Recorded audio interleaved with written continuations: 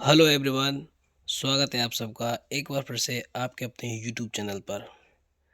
दोस्तों, आज की इस वीडियो में हम कक्षा 12वीं की इंग्लिश कंपलसरी पेपर जो आज लगा था उसकी आंसर की लेकर के आए हैं। देखो, सबसे पहले तो आज के पेपर का लेवल की बात की जाए तो आज के पेपर का लेवल नॉर्मल था और अधिकांश बच्चों के चेहरे खिले हुए थे क्योंकि उनका पेपर बहुत अच्छा हुआ था। और हम सब ने भी कोचिंग में जो मेहनत की बच्चों के साथ में, वो बिल्कुल रंग लाई। चलिए, आज मैं आपको इस पेपर के अंतर्गत जितने भी छोटे छोटे क्वेश्चंस के आंसर है वो यहाँ पे विद एक्सप्लेनेशन बता देता हूँ। और पैसेज के जो डिटेल आंसर्स है डिस्क्रिप्टिव टाइप के क्वेश्चंस के, उनके लिए आपको मेरे टेलीग्राम चैनल, जिसकी लिंक मैं आपको वीडियो के डिस्क्रिप्शन बॉक्स में अवेलेबल करवा दूँगा, वहाँ से आपको डिटेल में चेक करना होगा इनका आंसर। देखिए, पहले पैसेज जो आया हुआ था उसके जो क्वेश्चंस है मैं वहाँ से स्टार्ट करता हूँ अपोजिट से। तो सबसे पहला प्रश्न था, यस्टरडे का अपोजिट क्या होगा। हो सकता है यस्टरडे का अपोजिट कई जगह आपको नेक्स्ट डे बताया गया होगा, लेकिन मेरा मानना ये है कि यस्टरडे वर्ड जो है इसका मतलब होता है बीता हुआ कल। तो इसका अपोजिट होगा आने वाला कल, और आने वाले कल को कहा जाता है टुमारो। क्या कहा जाता है? टुमारो। और टुमारो इसमें है नहीं है कहने का मतलब। तो आपको एक इसका स्पष्टीकरण देता हूँ। ए थिंग ऑफ ब्यूटी जब पोएम आप पढ़ोगे तो उसकी 6वीं या 7वीं लाइन में आपको मोरो वर्ड मिलेगा। ठीक है ना? वो जो मोरो वर्ड है वो टुमारो के लिए इस्तेमाल किया गया है वहाँ पर। और आप गूगल भी करके देखोगे ना तो आपको टुमारो या मोरो जो है वो सिमिलर मिलेंगे। तो इसलिए मेरे अकॉर्डिंग यस्टरडे का जो अपोजिट वर्ड जिन बच्चों ने मोरो किया है वो सही होगा, और इसलिए इसका आंसर होगा मोरो। ठीक है। इसके बाद में दूसरा इसका जो क्वेश्चन था, बनाना के सिमिलर वर्ड ढूंढने हैं और प्राइमरीली का सिमिलर वर्ड ढूंढना है। तो आप देखिए, बनाना का जो सिमिलर वर्ड होता है वो होता है प्लांटेन। क्या होता है? बनाना का सिमिलर वर्ड प्लांटेन। और इस तरह प्राइमरीली का सिमिलर वर्ड होगा मेनली। तो ध्यान ये रखना है, मैंने एक ट्रिक भी बताई थी बच्चों को कि जब कोई वर्ड एंड में एल वाई से एंड हो रहा हो मान लो, तो चूंकि वो एक एडवर्ब ऑफ मैनर है तो उसका सिमिलर वर्ड होगा वो भी एल वाई पर ही एंड होगा, अर्थात वो भी एडवर्ब ऑफ मैनर ही होगा। ये एक छोटी सी ट्रिक है जो यहाँ पर काम कर गई।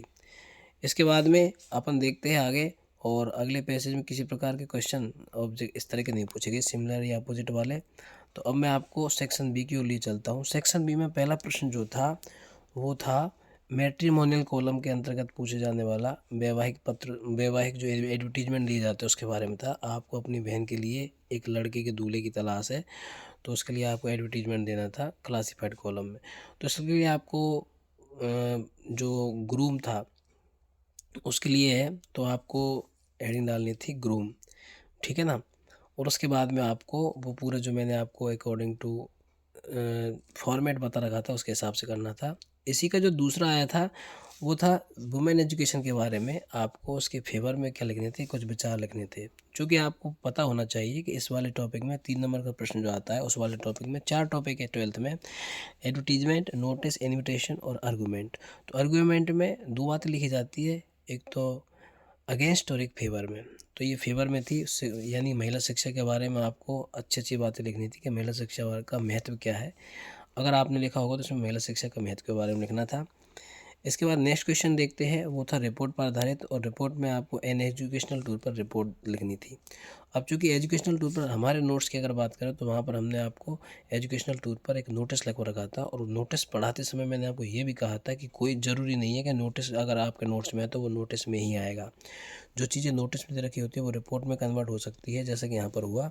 एजुकेशनल टूर जो है उस पर आपको रिपोर्ट बनानी थी, और हिंट बहुत अच्छी दे रखी थी कि कौन सी तारीख को और कौन से दिन को आपने एजुकेशनल टूर जो है वो ऑर्गेनाइज किया था जयपुर के लिए, और उसमें आप किससे गए, किसके माध्यम से आपने वो जयपुर के लिए वो टूर किया, कौन कौन ने इसमें भाग लिया था, और किस प्रकार से आपको गाइड किया गया इस बारे में, और कौन कौन से स्थानों पर आपने भ्रमण किया, और उसका शैक्षणिक रूप से क्या महत्व है, ये बातें आपको लिखनी थी।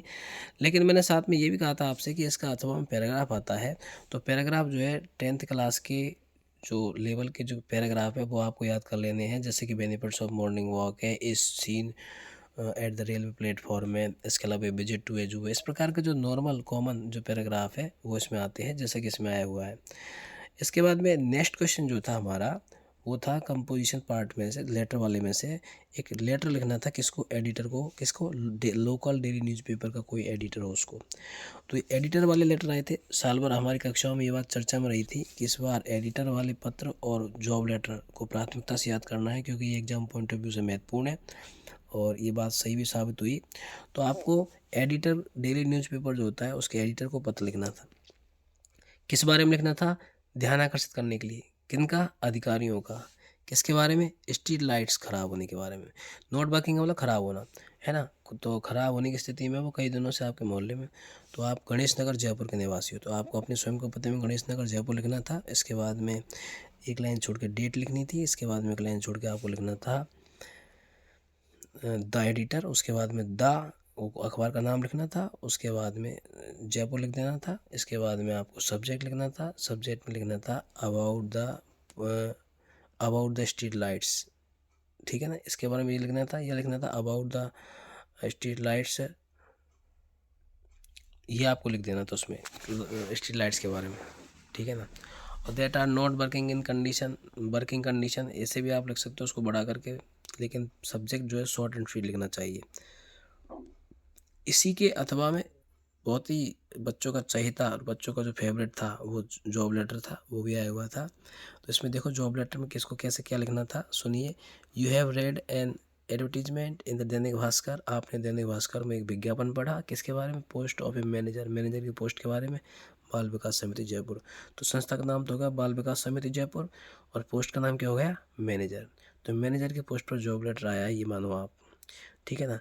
एक जॉब एप्लीकेशन लिखिए फॉर दिस पोस्ट, इस पोस्ट के लिए किसको, सेक्रेटरी को लिखना है, बाल विकास समिति जयपुर के। तो संस्था का नाम तो बाल विकास समिति जयपुर हो गया और संस्था के पदाधिकारी का नाम हो गया सेक्रेटरी, ठीक है। तो जब आप लिखोगे तो उसमें आप लिखोगे सबसे पहले द सेक्रेटरी, फिर लिखोगे बाल विकास समिति, फिर लिखोगे जयपुर, ठीक है ना। और उसके बाद सब्जेक्ट वही लिख दोगे आप, an application for the post of a manager, ठीक है, इन बाल विकास समिति जयपुर। अच्छा, इसमें योग्यताएं क्या क्या लिखनी होती है आपको, तो आपको योग्यताओं में आपको सिंपली आप चाहो तो MA BEd लिख सकते हो, MA भी लिख सकते हो, क्योंकि मैनेजर की पोस्ट है, ज़रूरी नहीं है BEd करना उसमें, लेकिन MA तक आप पढ़े लिखे हो। एक्सपीरियंस जरूर आपको शो करना है। अब आते हैं अपन सेक्शन C पे, जो है ग्रामर पोर्शन का। I have found the pen, I lost the pen. तो देखो पेन दो बार रिपीट हुआ है और ये इसके लिए बिच आया है, तो आपको लिखना I have found the pen which I lost. तो इसका आंसर क्या होगा, I have found the pen which I lost, मुझे वो पेन मिल चुका है जो खो गया था, जो मैंने खो दिया था, ठीक है। इसके बाद में नेक्स्ट है, आपको सेंटेंस को कंपाउंड में बदलना है। तो देखो मैंने आपको पहले भी बताया था कि कंपाउंड सेंटेंस में कोई सेंटेंस अगर कन्वर्ट करना हो तो उसके लिए आपको कोऑर्डिनेट कंजंक्शन इस्तेमाल करने होंगे, और अगर कॉम्प्लेक्स सेंटेंस में कोई अगर आपको सेंटेंस कन्वर्ट करना हो तो उसके लिए आपको सबऑर्डिनेट कंजंक्शन इस्तेमाल करने होंगे।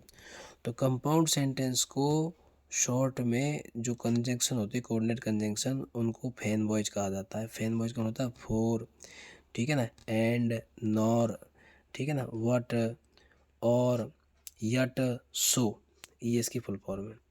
तो अब इसमें बहुत सारे बच्चों ने सो से किया है और किसी ने इसको एंड से किया है। देखो इसमें पढ़ के देखते हैं अपन।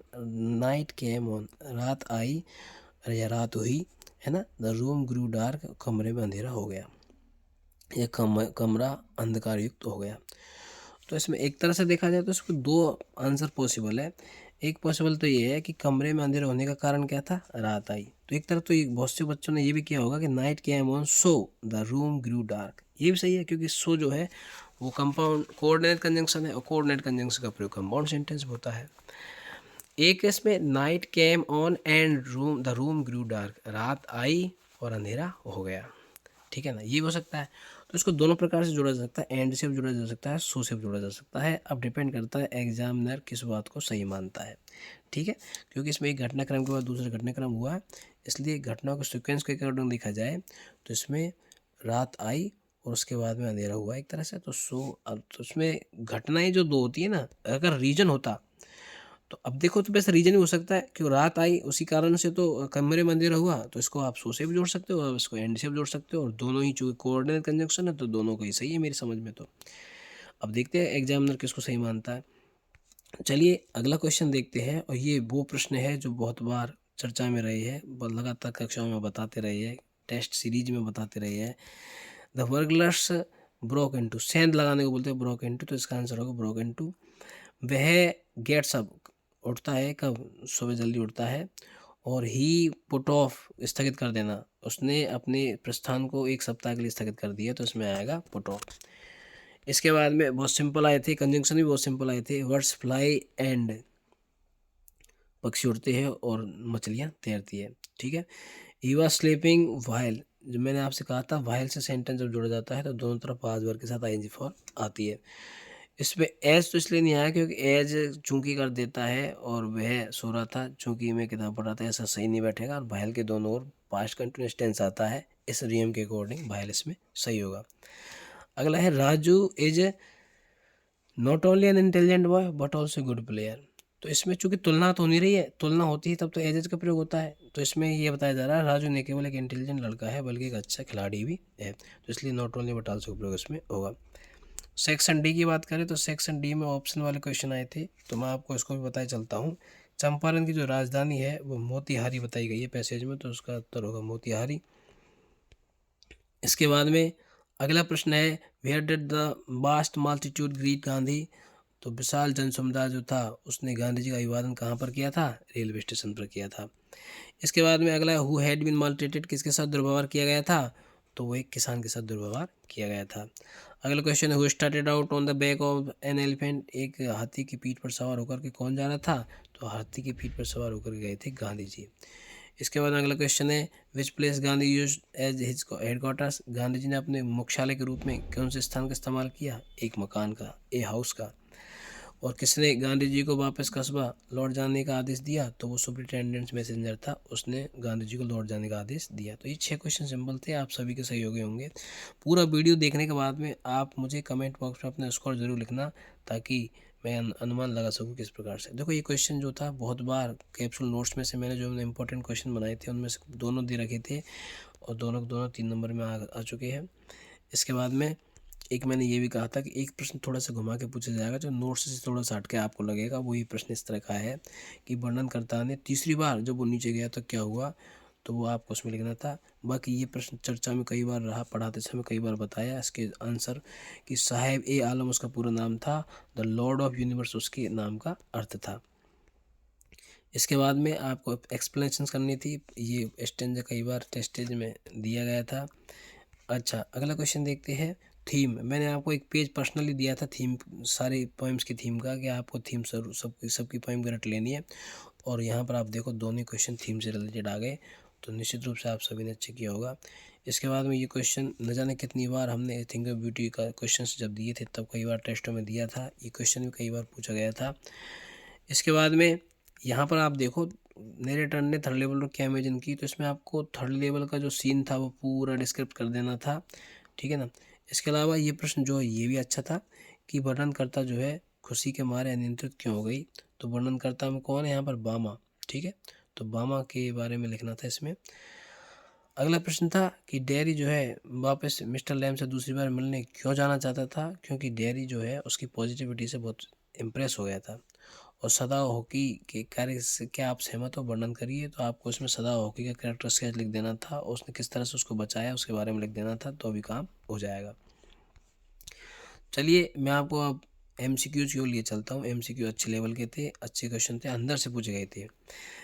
आज के पेपर के MCQ ये बताते हैं कि अगर आपने चैप्टर की एक भी लाइन को मिस किया तो आपसे कोई ना कोई क्वेश्चन मिस होगा जरूर, क्योंकि नॉर्मल लेवल के क्वेश्चन नहीं होकर के अंदर से पूछे गए थे, बहुत अच्छी बात है।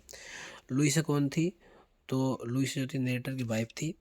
अगला क्वेश्चन है कितनी रिंग जो है दुरई सनी के पास भिजवाई गई थी, तो ये भिजवाई गई 50। देखो हमारे जो प्री बोर्ड में था उसमें हमने दुरई सनी के बारे में पूछा तो था, मैंने आपसे यही कहा था कि प्री बोर्ड का पेपर जो है उसमें से जो क्वेश्चंस जहाँ जहाँ से जिस तरह से लिए जा रहे हैं उससे रिलेटेड ही चीज़ें टच होंगी, तो यहाँ पर दुरई सनी के बारे में पूछा गया हालांकि।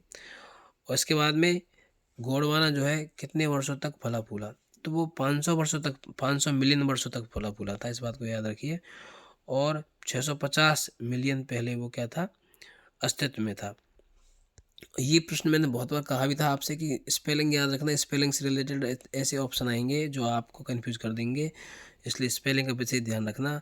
और मैंने ये खुद कहा भी था आपसे कि एकेडमिक वर्ड का प्रॉपर मीनिंग ये होता है, तो आपको लगेगा एकेडमिक ये वाली मीनिंग है जबकि इसमें के आएगा ये वाली मीनिंग है, ये मैंने कहा भी था। तो इसलिए ये चीज़ें जो है आज काम कर गई, पेपर में दिखने लग गई। जो चीज़ें हम पहले अलर्ट करने के लिए बताई करते थे कि आपको मीनिंग्स जो है ऑप्शंस के अच्छे से पढ़नी है, क्योंकि मीनिंग्स चारों ऑप्शन एक समान हो गए तो मीनिंग वाला जो एक्यूरेसी होगी वही काम करेगी वहाँ पर। डॉक्टर सदाओ का पूरा नाम क्या था? तो पहली ही लाइन में पहला ही वर्ड जो इस्तेमाल होता है, चैप्टर स्टार्ट होता है वो इसी शब्द से होता है, डॉक्टर सदाओ की हाउस वाज सिचुएटेड, इस तरह से। तो इसमें सदाओ की उसका पूरा नाम था। अगला क्वेश्चन है हनाज बेबी बॉय बाद नियरली। तो इसमें आपको 3 मंथ्स ओल्ड लिखना है। ये लाइन किताब के अंदर से ली गई है। अगला प्रश्न है हु फॉरवर्ड, किसने मना किया। अब अगर आपको फॉरवर्ड का मीनिंग नहीं आ रहा तो आप फंस जाओगे। किसने डेयरी को मना किया गार्डन में वापस जाने से? तो डेयरी की माँ ने जो है डेयरी को वापस गार्डन में जाने से मना किया। जुडविन कौन थी?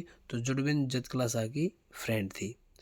इसके बाद में अगला क्वेश्चन है बड़ाइस क्या होती है? तो ये ईटिंग स्टफ होती है, इस तरह से। तो इस प्रकार से इस चैप्टर के इस पूरे जो आज के पैसेज थे या जो भी क्वेश्चंस थे, ग्रामर पार्ट था या जितने भी आज के पेपर के जो क्वेश्चंस थे उसके आंसर्स मैंने आपको बताए। आप मुझे कमेंट बॉक्स में ज़रूर अपना स्कोर लिखें कि आप कितने अंक अर्जित कर रहे हो। और आज का पेपर आप सबका बहुत अच्छा हुआ, इसके लिए आपको मेरी ओर से बहुत बहुत शुभकामनाएं, बहुत बहुत बधाई।